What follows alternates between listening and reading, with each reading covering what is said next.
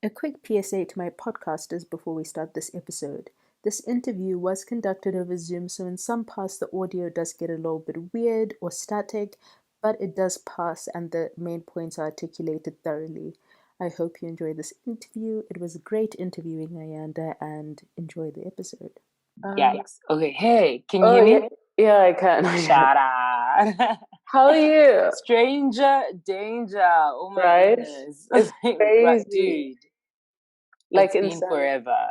It really has. It's been forever. It's been years. How are you? I'm good. Hey, like better than I have ever been, I think. How are you? Amazing.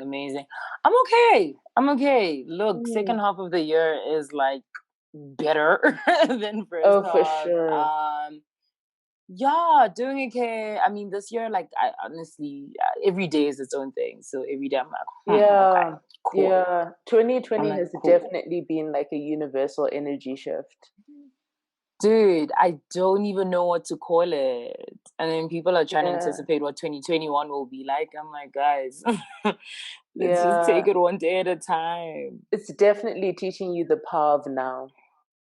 Yeah. Like, you have to be present because you can't just live in the future or live in the past, because the 1000%. past and nostalgia will just lead you down a different type of wormhole, and anticipating the future, we can't do that. Yeah, 1000%. Mourning the past is something people have to do because, the mourning stage is definitely something that has to be done. I haven't even fully gone through it. But I was telling a friend of mine, I was like, you know what? One thing I absolutely need to do is actually journal and like mourn 2020 for what it was, because I can't carry anything from this year into next year. Yeah, it's so important to just leave behind, like acknowledge it, sit in whatever feelings you have to sit in, and then release is a real thing. I saw, absolutely, like, or just I don't even know what to call it. I don't even like, it's a combination of like releasing and a combination of releasing, acknowledging what it is, like naming what it is, and miss I hear you. I was scrolling down my Instagram because I'm so sensitive to energy now. Like, I can just like catch your aura as I'm scrolling, and I'm like, damn, like I need to interview this person because I think there will be so much to unpack. Oh man, thank you for thinking of that, because I remember, I think it was the beginning of the year, and you commented on like one of my retrograde posts. And like, it was such a brief moment of like, hang in there, sis. Like, no, high key. I get it. So I feel you. Yeah, I think I started like awakening to the universe at like the end of 2018. And I think that put everything in perspective, because I'm so sensitive to universal energy shifts, be it the moon, be it retrograde, be it anything. And I'm just like a hyper empath, to the point where I can sit next to you and I can tell you what's going on with you, type thing. But there was a sense of like, oh, okay, like peace, when I realized this is not just me, this is happening with the whole world. It's like an energy shift. It's not me being crazy. I feel that. How's the awakening been since then? Like, since those realizations? And it's been interesting because it was a process. So I just started randomly using the words vibes and vibration. I had never heard anyone use those words before in my life. It was just one of those things. It was like a pre-awakening. Then I started looking into numerology, and then I think when you meet your soul tribe or certain soulmates, they like ignite the awakening in you, because when you meet a vibration that's almost exact or similar to your own, you get reawakened to the fifth dimension straight away. So then now it's kind of like the red pill in the Matrix. I just couldn't unawaken, and I just saw everything as it was. I started seeing repeating numbers everywhere. and this whole journey started. But the irony is, once you start awakening, you realize you have to face your stuff, because I was running away from so much for so long. You can't hide. You can't hide. Everything is just face bam. Yeah. So I was like, in fact, just introduce yourself. So we may as well get this interview started. Cool. I mean, right? Like catching up. Right? Be like, hey, girl, where you been? Which is necessary also. It is. So necessary. What do you want to know? Name? Just name, where you are. Cool. So I'm Ayanda Mazibuko.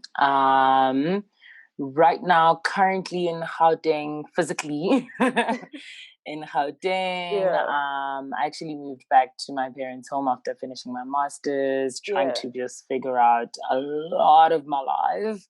I hear that.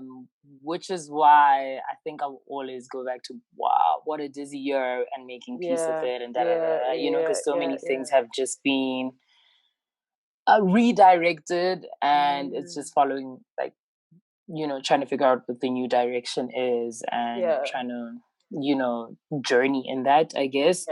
But I'm a Black queer feminist storyteller. I am a lover of life. I am someone who is trying to learn and unlearn every single day of my life. I hear that. And I'm just someone who's trying to make sense of the world as it is, and at the same time trying to just enjoy the physical experience of being here, right? I hear that. I'm physically here. I literally met you when you were at UCT, because I was at UCT for like 2 years.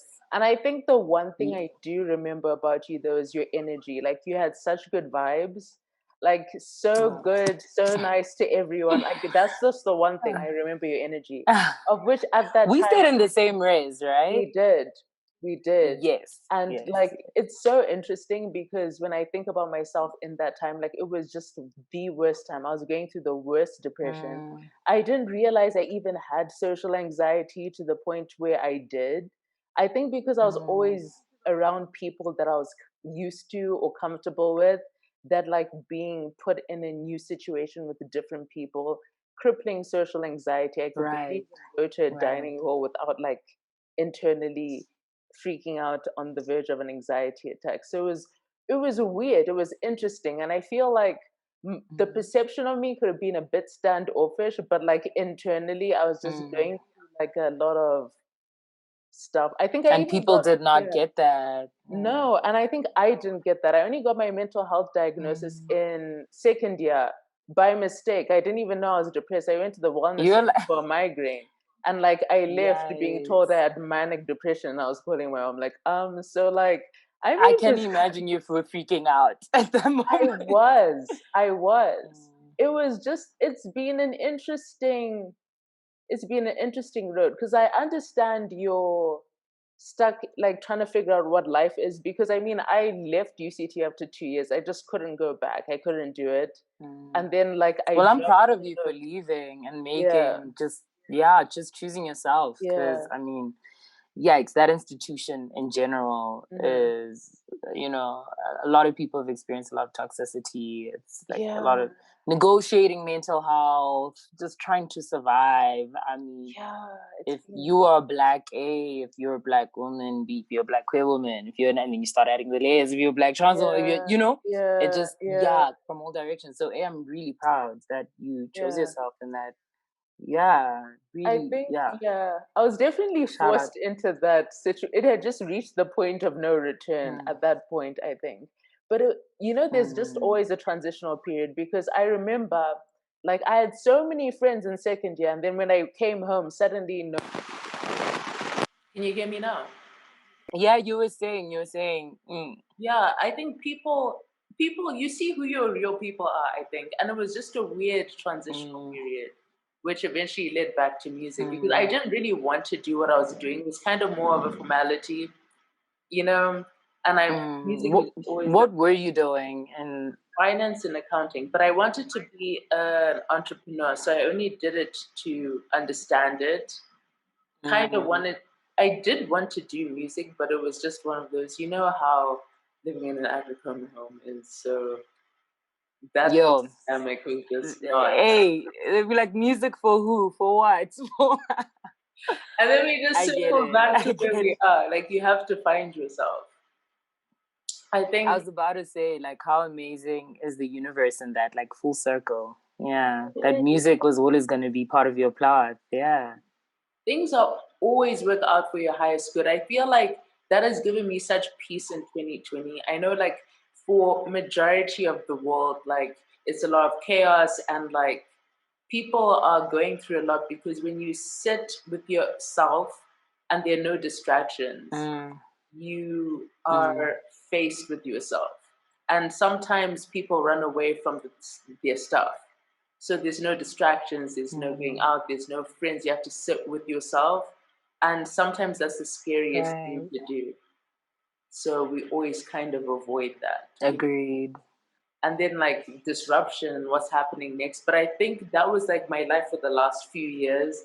So I'd reached a level of peace of, like, this is what it is and I have to deal with it. So I'm just going to navigate it. So this year I've kind of been a little more grounded. It has been up in the air, but I think I was just practicing the power of now. Like, I learned that in 2019 for sure. Do you think that, like, lockdown helped that, like, just things coming to a standstill really helped you just ground yourself further? Or what do you think it is that just, well, actually your work, I guess, you, like, it's work, right, to get to that place of this It's is been the global awakening, kind of like what I went through. Like, you were asking, like, my process of awakening. It's basically like, you know, lockdown, how it's been like, you separate yourself with people, you sit with yourself, you figure yourself out. Because even knowing and understanding yourself, a lot of us don't even know ourselves. We know our projection and we know who we portray ourselves to be, but we don't know ourselves. You know what I mean? Hey, that was a subtle drag. I'm like, that is so have true. to learn. Like, you can live until 350 and you still have stuff to learn every day. You know. And keyword projections, like, I'm still trying to. You know what? Definitely, I think lockdown just forces you to sit with yourself and the person, hopefully, right? Because there aren't any distractions or whatnot. So it's interesting because, like, so many times just engaging with anyone or anything, I'm like, okay, and first of all, are you projecting? Is this why you're reacting this way? Right? And then be okay, if I'm not projecting, what is it? Could this be, just trying to, like, figure, like, oh, could this be a possible projection? Because projections are flying everywhere. And you just realize how that's one thing I learned, especially during, like, my soul growth process, is that sometimes it's not the person. Like, if something doesn't resonate, you'll let it go. And if something triggers you, it's something that you have to work on within yourself. And I'm starting to realize, because before I would look and be like, okay, there's something, I don't like this person, like, they're annoying, like, they did this to me. But then I've learned to circle back to myself. I mean, it's the story of life. If you look at the story of the alchemist, everything, it circles back to yourself. You'll go on this journey to find yourself. And the irony was, when I started awakening, when I started working on myself, it circled back to me. What am I doing in this situation?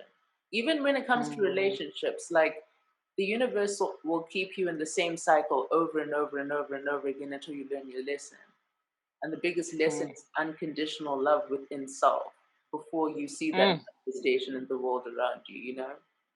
When are you writing your book? It's improv. You know, actually, one thing I remember, because I hardly ever spoke, but I think I said something once and you were like, you should write. This was like in, like, 2014 or something. And I only started writing like 2 years ago, which is ironic. Amazing. How liberating. Yeah, writing is liberating. And clearly, when I said what I said, I was like, girl, you've got a lot to say and, like, a lot of insight. And I'm just really happy that you're even keen on sharing that with people, like sharing just, like, life. What have you been up to since? In those life's journeys. So, wow. Yeah. You said, Wow. what did you So, study? process. Start with that, maybe. So, okay, yeah, let's start that. I was about to like fast track to this, but you're right. Because let me start from the beginning. So, okay, we met UCT. At the time, I started with a degree in economics with law. End of first year, I was like, this is not for me. I will not survive this degree. Will not make it out alive, right? Yeah. So then I changed, right? I changed to politics, philosophy, economics, and it was something that I really was intent on doing, invested in doing. Graduated with that, undergrad, did my really wanted to do my honors, right? I was like, I really do want to immerse myself in the field of knowledge production. Like, I want to drag my own seat at the table. Like, I want to see people that look like me publishing and reading their work, and being taught by people that look like me and think like me or think differently to me, but obviously non-problematic. So I pursued my honors at UCT, and I absolutely knew that had to be. Sorry. What did you do for honors? Oh, I did politics, philosophy, and economics. Okay, so that's the one consistent. I was like, hey, let's bump it up a notch. I was like, hey, this is the one, okay? And yeah, absolutely no regrets, because that honestly cemented my love for scholarship at that point, right? But I knew that I had to leave Cape Town. I had exhausted my time in Cape Town, that I just started feeling suffocated in the space. And that's when I went to go do my master's. My master's at Wits. And I suppose that's where I really, just like further developed them to myself, right? Especially through my research, which was all about, Black queer feminism and art. And I honestly found myself in that writing process. I honestly found myself in diving in the books and the texts and, the art and the people who I was researching.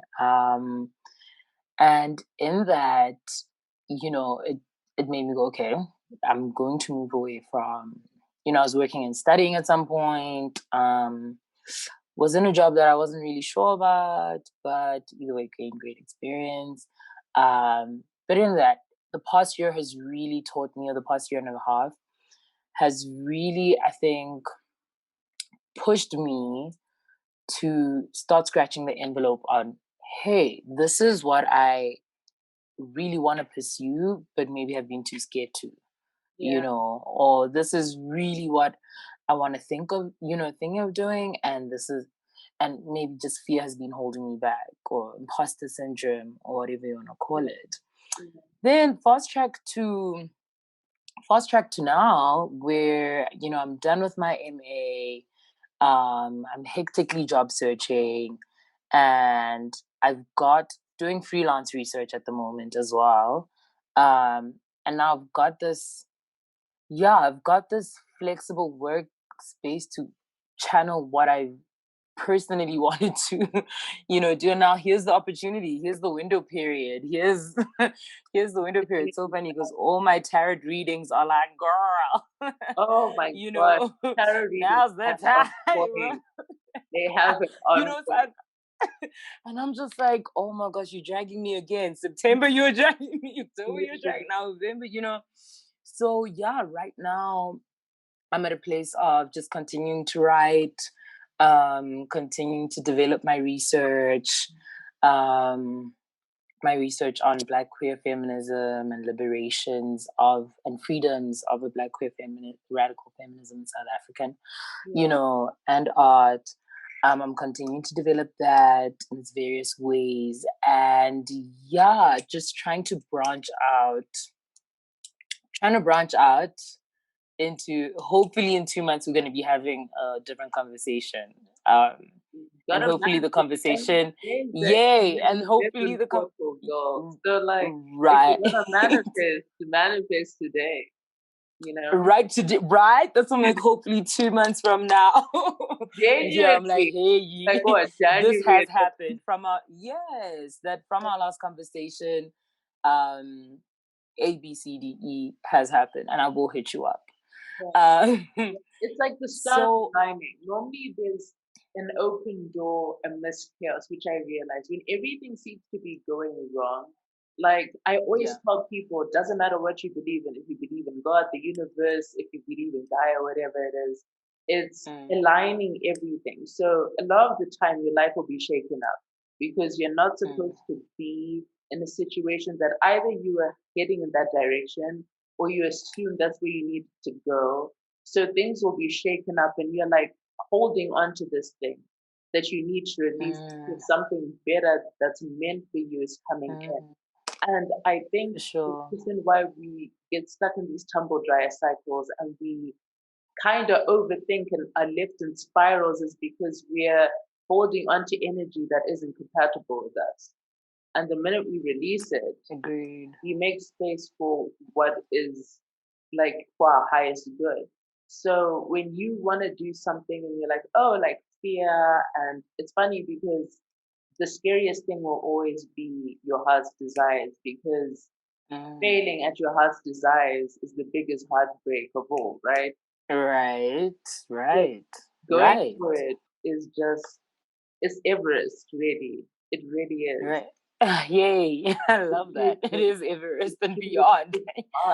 Yeah, it certainly feels like that. And I think that, I want to start actively pursuing things, even with the fear, right? Like even with the fear to do it anyway, to do it anyway. Because at this particular moment, I 1000% resonated with what you just said, because truly at this particular moment, I feel like I am lying in between a death and rebirth, right?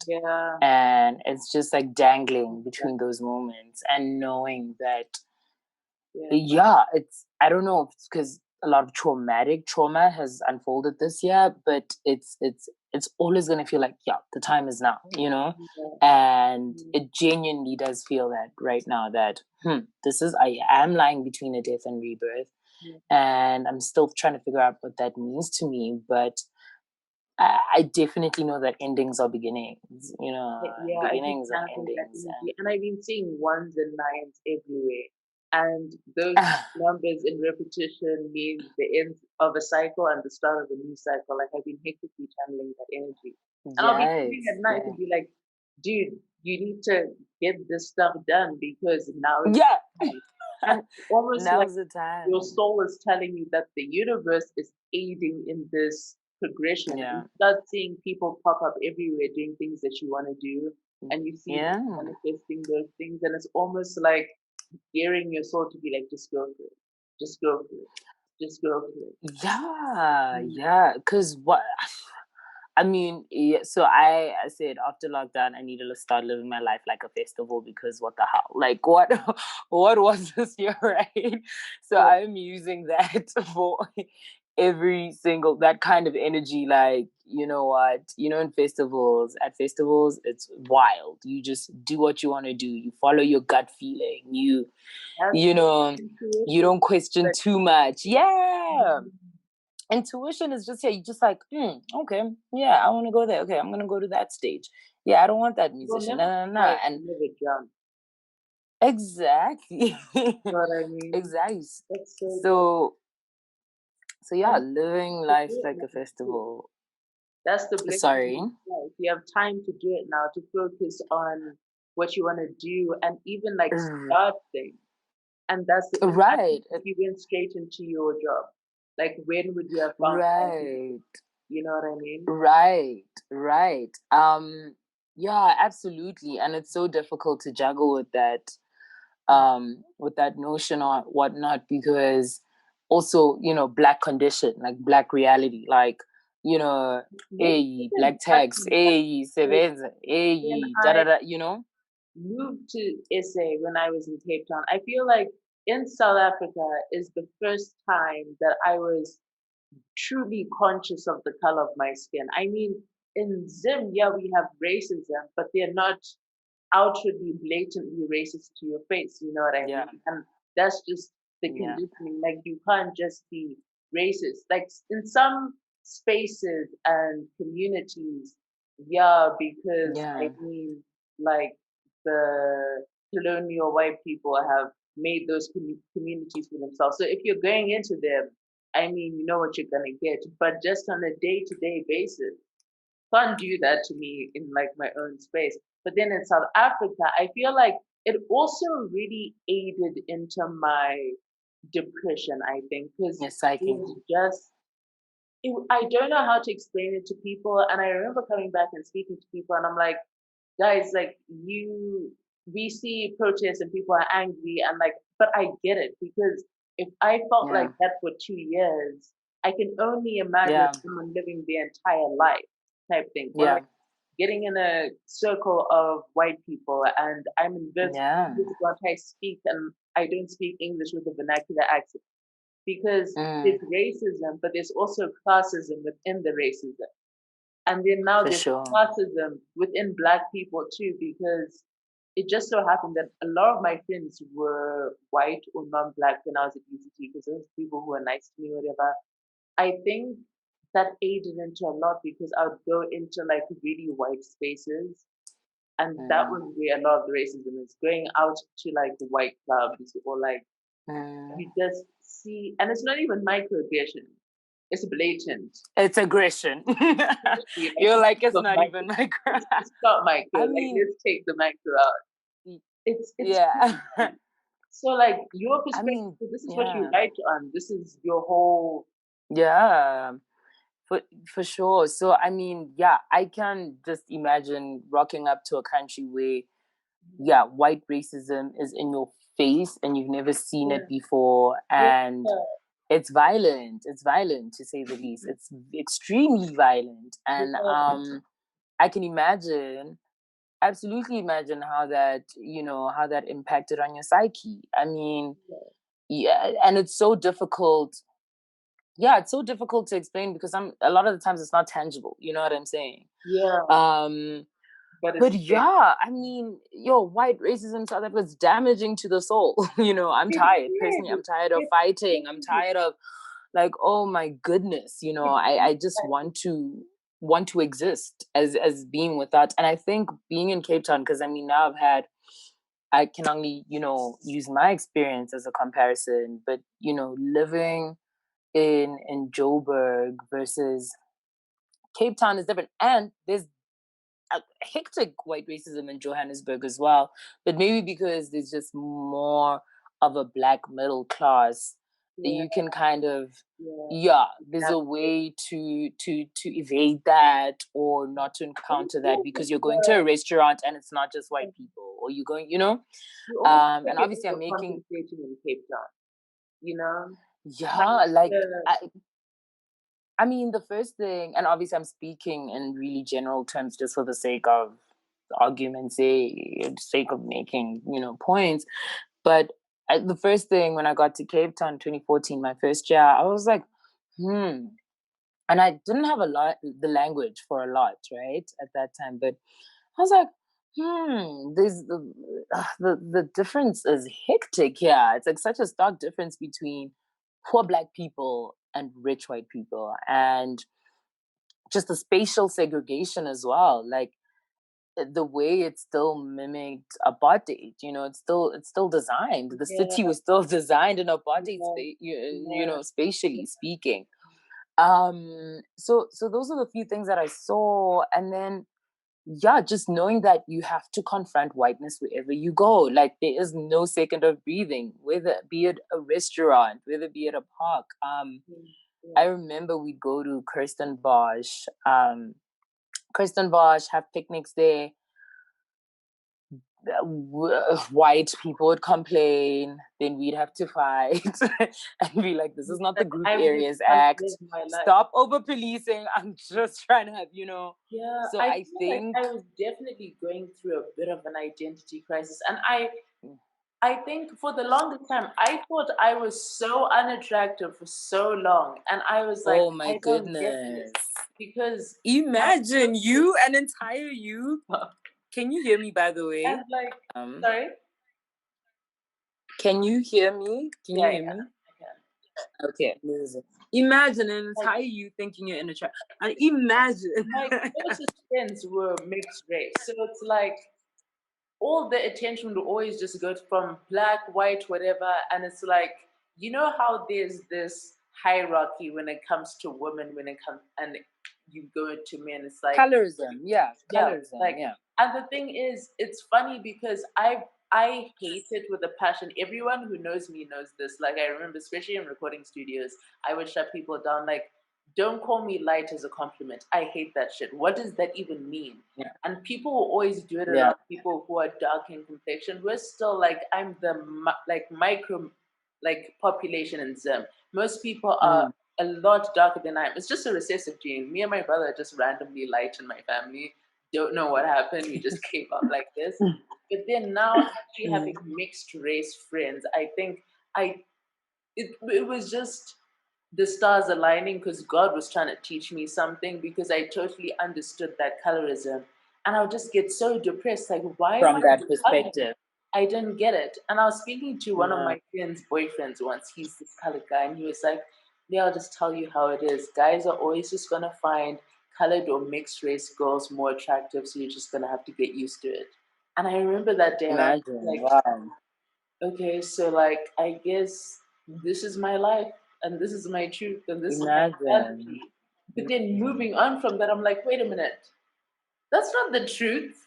If anything, maybe it's just the wrong type of people. It's the insecurity within yourself. Because when you look at the social hierarchy, you have the white male, then the white female, and then you have all these other races and genders. And then the black woman is at the bottom, but the black man is above her. However, the white woman is above him. So men like to have authority and power. So it's almost like they're trying to get their power back. Yes, the patriarchy is real. It is. The patriarchy is real, suffocating. Patriarchy kills us, literally. Yeah. And in your experience, I want. Carry on. No, have you? I just wanted to find out. Had you experienced any colored racism, so racism from colored people whilst in Cape Town, or any microaggressions from your old friends? I think I would say indirectly, because like I'd say my friends were like mixed race and colored or whatever. So it was kind of like the being nice to me, but you'd never be interested in me type thing, because I'm black. It's almost like a that's racist. You could, I could have someone who's interested, right? Because maybe I had like a weave on at the time, so like you might think, oh, like she's colored.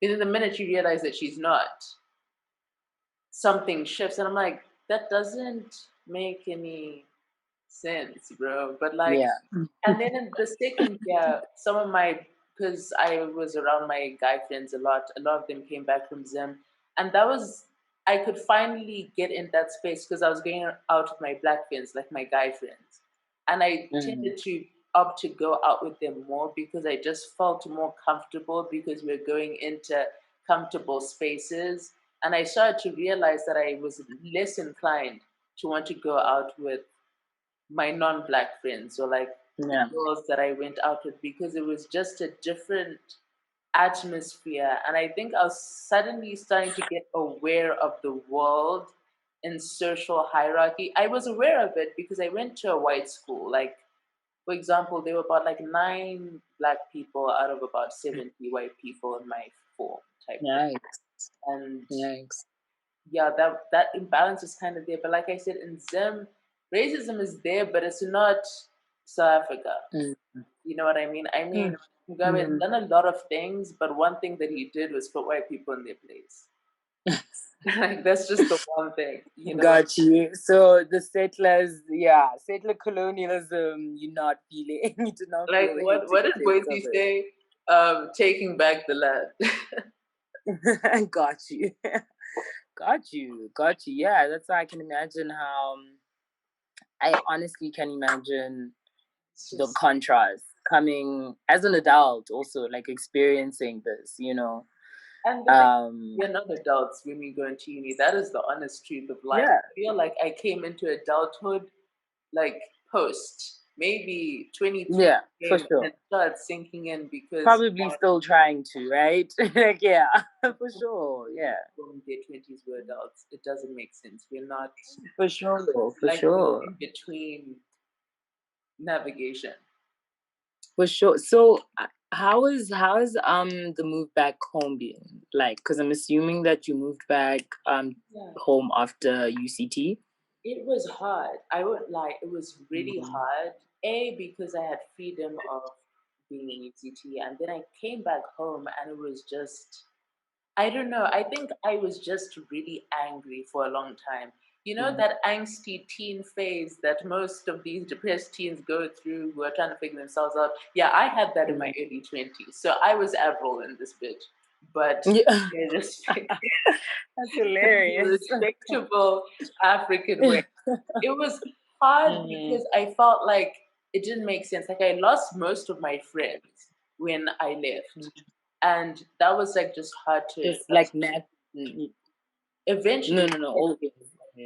Yeah, the first 2 months, we spoke, and then slowly but surely communication dwindled until it just drifted apart. Yeah. And then trying to find people that I resonated with. I mean, that's why my podcast is called Roundplugsquarehole. I've always been trying to figure out. I'm just that type of person that you need an adapter to understand, really and truly. So trying to find. Is amazing. Amazing. Mind blowing. Like, you just trying to figure out where you fit and where you fit. And I think the first time I felt at home, I remember it was the end of 2017. I've always done music. I got myself a mic to do covers on, but when I went to the studio and I got on the mic, I felt passion again. And I felt like this is it. Yeah. I was like, I can't go back on this. Like, my parents really tried to stop me in the beginning. And for the first time in her life, we were rebelled because I'm such a submissive, obedient, yes, mom. Yeah. Nah, fam. When it came to music, I was just like, nope, this is it. I love that. I love it. Like, you fought for it. You basically fought for it. You're like, this thing. Yeah. Yeah, God really had to intervene on that, and He was just like, "This is what it is." Because I always knew I was supposed to help people, but it's through creation.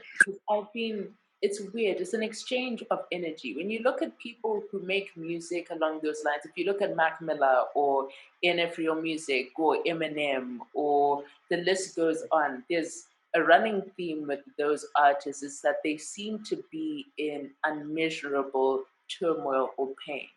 But it's the energy exchange. I'm listening to NF or Mac Miller or Eminem to heal myself.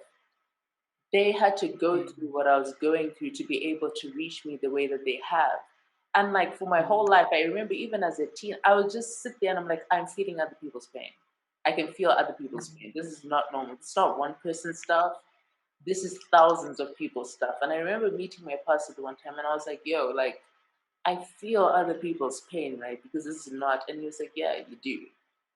And understanding that and like grounding myself and tuning that energy into creation, I was able to finally shift through it, but realize my impact was through creation. I was trying to figure out how I was going to help people. But then when I started painting and writing and making music and I would make videos, and I was just like, okay, this is how I'm going to reach these people. But and also probably like reach yourself, like helping yourself as well, right? I mean, certain songs, I'll listen back 8 months later and I'm like, you were actually talking to yourself, you dumb bitch. Honestly. Yeah, you were. In the moment I was writing and then in retrospect, I'm like, that wasn't whole life situation. So it's like me speaking to me. It's weird. Where do we find your music? I'm so excited to It's on just every get week. into You it. search Midnight's Muse, you'll find me. Okay. I'm at it. Hey. I even felt like for a second this is a YouTube channel. I was like, comment, like, subscribe, underscore. Well, this will be on YouTube, so like, hey. Amazing. Babe, like I can't I'm really excited to tap into your music, especially just hearing like where it comes from, like from which place, right? Like how it I began. music. It's less of clout and more of I'm truly trying to save souls out here. Because at one point, music stopped me from drowning. So it was my life jacket, and I genuinely want to do that for this.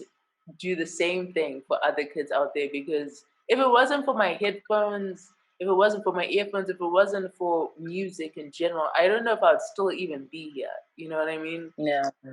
Real talk. It really saved my life, really and truly.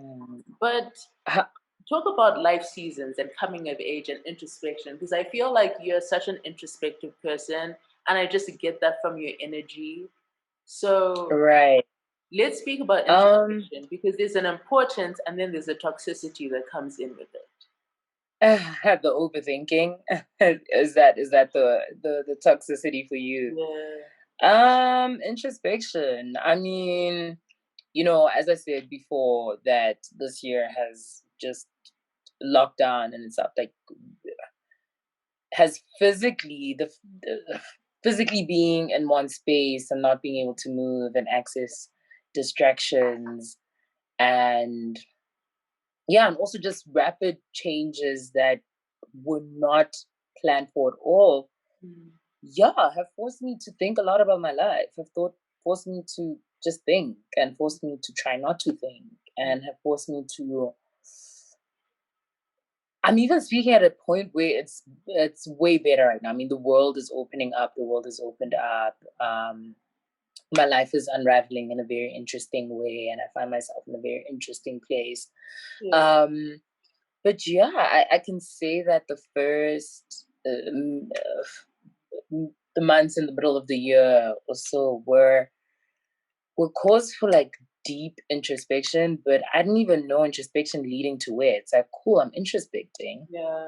And am I introspecting for the sake of introspection? Am I introspecting for the sake of wanting to change my life? Am I introspecting for the sake of, trying to figure out my life, Am I introspecting, like, why even? Like, why? I'm just lost in my thoughts, and, my thoughts are getting lost in the source. And so even now, I can tell you now, I don't have the answers on introspection, because it's something that I'm doing every day. And I say jokingly to my friends and family all the time. I'm like, and I always say it in isiZulu, where it's like, yo, manguga, ngathi ngiyaphupha. Or not mangu, sorry, it's like every day ngathi ngiyaphupha. Like every day feels like I'm dreaming, right?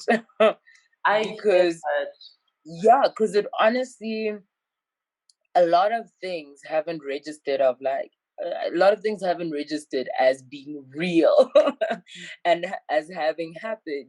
Like so it's wild. You and real life, like you're fabricated reality almost.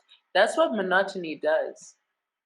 It's every single day. It's, it's for me, it's a combination of hectic monotony, then like hectic changes within that. I mean, because I've moved places, this year. I've changed, I've gone from, working to studying to not studying to doing freelance to do just so many changes, right? So many real life losses or loss of opportunity, of just changes, right? A lot of changes. And I think, and of course, changes that you have zero control over. So I think it really is a combination of monotony and also just like rapid changes where you have no control of, which has created this combination of like, oh my gosh, like, is this a dream? Like, is this, how do I even begin? That has ever happened to you? Because that was me at the beginning. I feel like these are literally all the signs and symptoms of like, yeah, this person is 100% going through an awakening. That's just basically what happened. And like the tarot readers and everything. And it's funny because like, I'm ready for the awake part. Trust, it is a process because it's funny. As I was awakening, I was like, okay, like I'm awake to the 5D. No, it doesn't work like that. And I remember like normally what triggers an awakening is either trauma or meeting a soulmate. Those are the two triggers of awakening. Soulmate and I'm like, trauma. What if there've been multiple awakenings this year? No, you have. So I'm so I'm questioning right now. I'm questioning, and that because this year has been so absurd for me, that maybe in prior years I could have 1,000% agreed and said, yes, I agree. Like this is this, that is that. This started and led to this, now. Whereas this year, I feel like I've lived 6 different lives in 1 year, right? So I'm like, what if I'm even going in an awakening? I'm in an awakening within an awakening within an awakening. That's how it feels, because in life you have many pre-awakenings. I remember in my own life, like you have pre-awakenings where it's like you're by the edge of the cliff and like awakenings at the bottom and but I would revert back into the matrix because I'm like, you know what, I'm not trying to like be this person and I just want to live my life. I want to go out with my friends. I want to get drunk. I don't want to care type thing. And I'll just keep reverting back. And then when it happened, I was like, damn. And literally, I promise you, from 2018, end of 2018 to now, I feel like it's been 8 years. So much good, so much has happened. And I think just before my awakening, I remember my grandmother passed away, which was the first like loss I've ever had. And the first funeral I went to, 2 months later, my parents separated. And then a week later, my grandfather passed away. And then that same, a lot. Yeah. So it was like a lot of changes. And then I moved into my grandmother's house with my mom, but I had lived in the same space for 20 years. So I had never experienced that type of uprooting change. So much was shifting, was like a tumble dryer. And then at that time, that's when I had really found music again. And it just felt like, okay, I had switched into like a lot of monotony, but a lot of changes. And then suddenly I saw awakening at the very end of that year where it had reached a boiling point. During that year, I even went to rehab for like depression. I was just that like chronically depressed. Yeah. Then at the end of that, I look back in retrospect and I'm like, I was not only fighting myself, but I was fighting change. I was holding on to the past, like some fabricated nostalgia that I had, and I wasn't able to address myself. So it's literally like I had to be shaken awake to be able to not only address myself, but to acknowledge my path and my truth. Because you reach a point where it's like you're put on this earth to serve the world. And I kind of get that energy from you too. Like you speak about tarot readers. I can basically do a tarot readers do without the tarot cards type thing. Which is listen to that.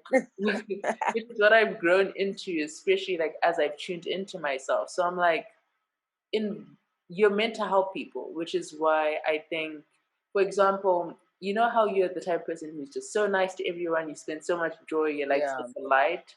I think the adverse end of that is that a lot of people don't realize that those are the people who go through the most, but they don't realize.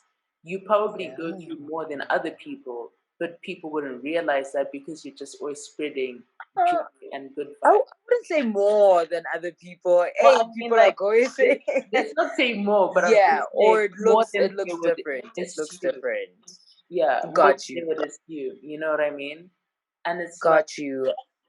The process. It might be a blessing that you're a writer, I think. I mean, it's been such a great release. Just even, I mean, in the most casual sense. I was just thinking ways to keep saying. Definitely journaling has 1,000% helped that process this year. I think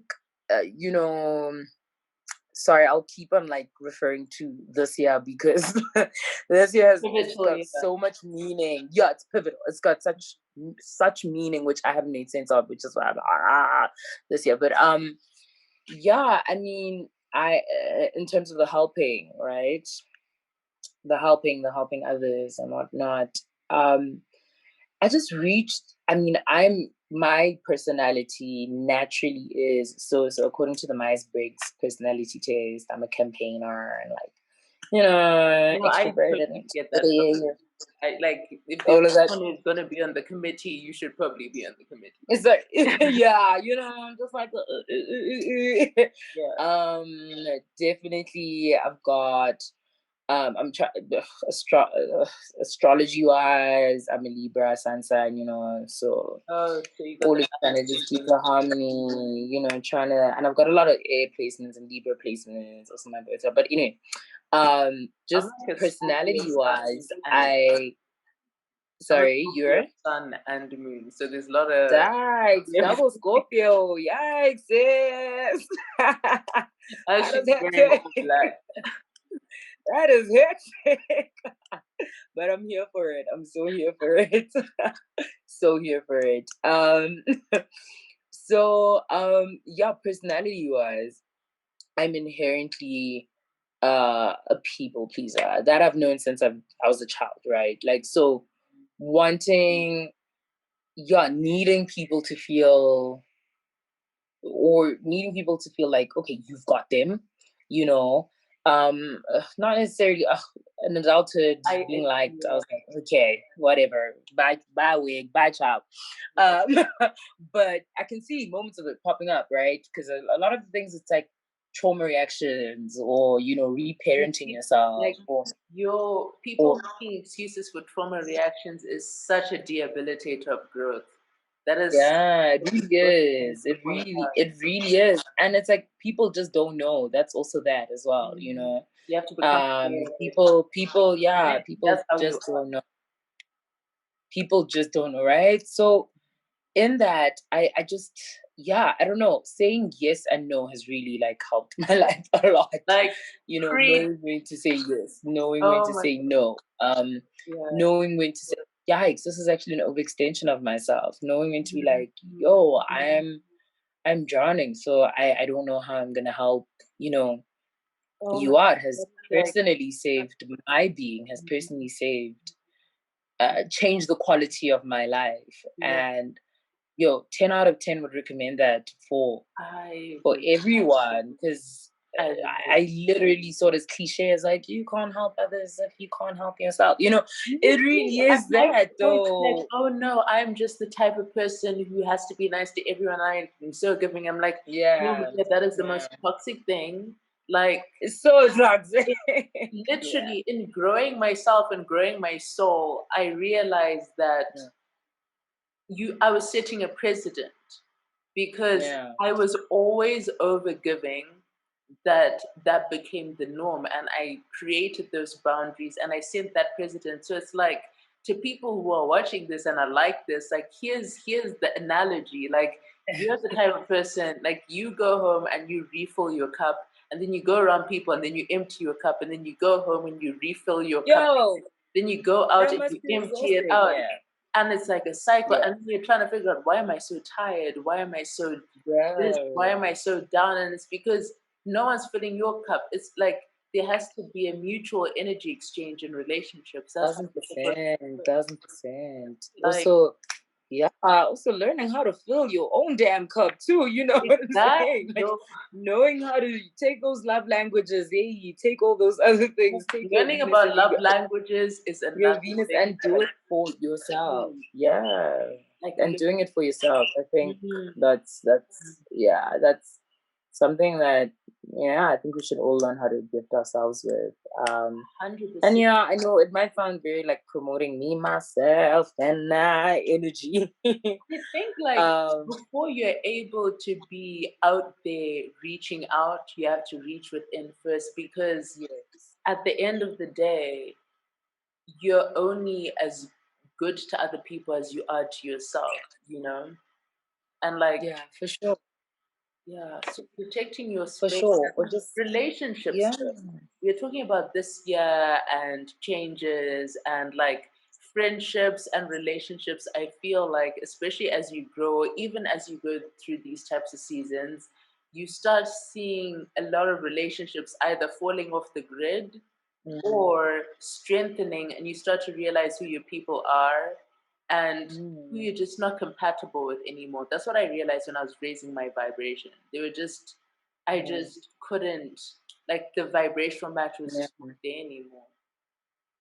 Yeah, and I mean, I suppose, energies don't lie. So those are, for me, the easiest to see or to suss out or to go, yeah, not sure. So for me this year, in terms of relationships and friendships and just, relationships with whoever, whether it be friends, family or whatnot. Yeah, I think this year I've learned a lot in terms of just expectations, and just what is an unfair expectation? What is a fair expectation? When everyone is just, when nothing is cute. Nothing is cute for everyone. And I've learned a lot of that, and so many of my friendships have just elevated. Because prior to moving home, and my friendships are really chosen family. It's like who I'm sharing in life with you. This is as sharing in life, and it means so much to me. And this is, it's not trivial, it's not fickle, it's I see you and I know you see me. And it's just been such an interesting road, trying to be. Many a times I felt like I failed as a friend. Like, oh man, I could have been there for that person better. I could have showed up better. I could have asked what needed to happen. I could have, so many a times I felt like I failed, and many a times I've tried to show up. But this has also been a weird, just a weird, you're trying to juggle yourself and everyone else. And it just made me realize that, and whatever needs to be reconciled will be reconciled. But really, telling people you care about them is really important. And, showing up for the people that you love in the best way that you can, is also important. And I think one of, amongst many other things which I learned is like vocalizing that. Vocalizing that, like vocalizing, like make it known. Oh, you did? Yeah, I never used to say, like, in fact, I was the type of person where someone could do something to me, I would never say it, I'll let it go, keep on going. And then here's the thing. Nah, girl, you keeping it in here. You need to. Like, and that shit just keeps on piling on and piling on, piling on. And it's funny, like the last 2 years, because I was now facing myself, I was also sorting through all those things in relationships. So standing up for myself is something that I've never done, ever. But suddenly, in the last 2 years, I've been putting my foot down, saying no, saying I didn't like this, or even addressing things that I'm like, this wasn't okay. And because that's healthy communication, right? And I had to realize that I was also toxic. Like, in growth, you start to realize that you know what I mean? Not saying anything is just as bad as someone doing something to you because they don't know they're doing it. I didn't say so punishing someone for something you didn't communicate, basically. Growth. That's what we call growth. Yeah, sorry. The expectation part that you were saying too, sometimes you expect too much. And it's like, what do I expect? And understanding love languages, I realized, okay, this is how I want to be appreciated, but this is how they express their appreciation. You know what I mean? Like, it might just be translated differently. Like, what is their translation? Absolutely. And I'm like, okay. Absolutely. Okay.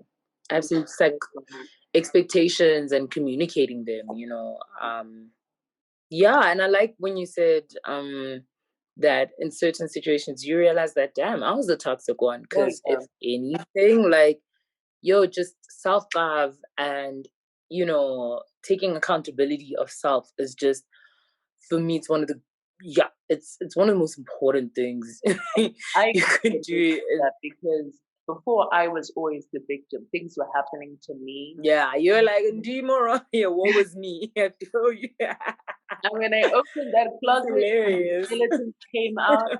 It started with pain, and then it went to, I could have handled that a bit differently. I could have done this. Or, like, sometimes for me, like, you'll do things enough times. Like, I hardly ever cut anyone off. But then I'll come to a point where I'll just disappear off the face of the earth because I've reached, this is me serving myself. I reached point of exhaustion. But the person on the other end will be like, why did this person disappear? I can't say it because, like, I'm so scared of confrontation, past tense, because let's change into the future. I was so scared of confrontation. I wouldn't say anything. I would just go running. And it's like, no, dude, stop running away from your shit and face it, because we're grown people. We have to grow, and we have to help people. Because how are they gonna grow if they don't know they're toxic? Yeah. Grounded in truth, right? Like, the truth is your greatest weapon. Shout out to Olivia Pope, Scandal. Never forgot that. I get so, like, quoting these and stuff, and I'm like, that is one of the deepest things I've ever heard. Like, what? I hear certain lines. I'm just the type of person who will hear a quote, pick them, like, that resonated. Like, for example, when I was watching The Fault of Our Stars, I think John Green said pain demands to be felt, and I was like, hold on, wait. Oh yeah. I mean, highlighting at that point I was bawling. Okay, like, that movie, I cried, and then I remembered, I'm like, pain demands to be felt. You're so right, because it doesn't ask politely. It doesn't, like, put in an application. It doesn't say it's coming. It's so demanding. It has to be felt. And you're either going to face it, you're going to run, or you're going to numb it out with whatever you do. People don't realize you have addiction, because it doesn't have to be drugs. You could be addicted to sex. You could be addicted to being around people. You could be codependent. You could be, like, you could just have so many scapegoats that you're not even aware of. You know what I mean? And self-actualization leads to that awareness, and you're just like, I have a problem. That's the beginning. It sounds like a meeting, like an AA meeting. Right. Like, tip what? I have a problem. Hi, my name is Ayanda, and I, like, a serious lover of people who I shouldn't love. Right. Like, genuine. Fair. And, like, yo, this is lovely. This is great. This was great. Lockdown. This is great. I don't even know where the time is gone. I'm like, what? That's how you know, like, the vibrations align right. It's about the experience. Always. Whereas time is an arbitrary construct. Yeah. I feel you. This was great. Yeah, this is great. Like, I am, like, releasing one just makes you feel lighter, man. I'm already like, I'm breathing better. When you I'm like, ooh. I had to learn, because I was once like a safe. You just pack that shit in there and pack that shit in there, but it's like, you lock it up. And that's how things like cancers and stuff, man. That is hilarious. That is hilarious. You have to, like, release, like, meditation changed my life. Like, letting it go, because I was never one of those people like, oh, I'm gonna meditate. I was just always, like, kind of roll my eyes, like, seriously, like, meditation. But people understand that the words peace be still mean something. Like, it's only in stillness that you're able not only to be in peace, but to get the answers to your questions. Like, people pray a lot, but I think meditation and prayer go hand in hand, because how are you going to hear the answer if you're not still enough to be receptive, you know? Yeah, fair. As I said, I'm waiting for your book. I'm waiting for your stuff too. You'll talk more, actually, but I'm really glad that you put up. I'm sure someone else will. Same here. Some way. Same here. I'm also really glad that we caught up, and, like, people need to realize that we haven't chatted in years. The last time I saw or spoke to this human being, besides a comment on a post, was like 2015. Yeah, accurate. 5 years ago. So, like, this is honestly like super special. Like, yo, what is time? People like 5 years ago. What is time? What is time? Wild to me. So yeah, thank you so much for like honestly chatting to me, listening. Oh, for sure. Dropping bombs of wisdom and you look good too. All the good stuff. Glowing, you look good. Thanks for trying to yeah, you look good. Oh my god, yeah. That's how when you're like, I didn't feel pretty at some stage. I was like, my heart almost because I'm like, not you, okay? Not you. Man. Thank you for being on my podcast, dude. I'm pretty sure shout out. I do. Shout out. What do you call your listeners or podcasters? I haven't picked a name actually. But if anything, they're just gonna be the tribe, because if you gravitate towards the tribe. Shout out to the tribe. I can't wait to connect with the rest of the tribe. Gang. Thank you, dude. I'll send you a link to the song since you want to hear it. Yeah, sure thing. That would be. Please do. I want to like hear it ASAP. I will send it to you. All right, cool, boo. Have a good day. You too. Bye, boo. Roundplugsquarehole.